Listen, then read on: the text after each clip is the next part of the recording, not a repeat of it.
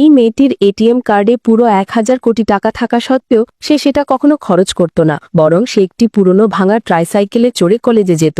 কারণ তার পরিবারের 3 জন সদস্যই ছিলেন অদ্ভুত। তার মা ছিলেন একজন বিখ্যাত গায়িকা ও চলচ্চিত্রের সুপারস্টার, বাবা দেশের সবচেয়ে ধনী ব্যক্তি এবং ছোট ভাই চলচ্চিত্র জগতের সবচেয়ে বড় সুপারস্টার। এরপর একদিন যখন পরিবারের সদস্যরা জানতে পারে যে মেয়েটি কলেজের শেষ বর্ষে পড়ছে, তখন বাবা বলে ওঠেন, আমার মেয়ের শেষ সেমেস্টার আর আমি ওর সাথে যাব না, তা কি করে হয়? মা বলেন, আমি তো কলেজের সবচেয়ে সুন্দরী মা হব।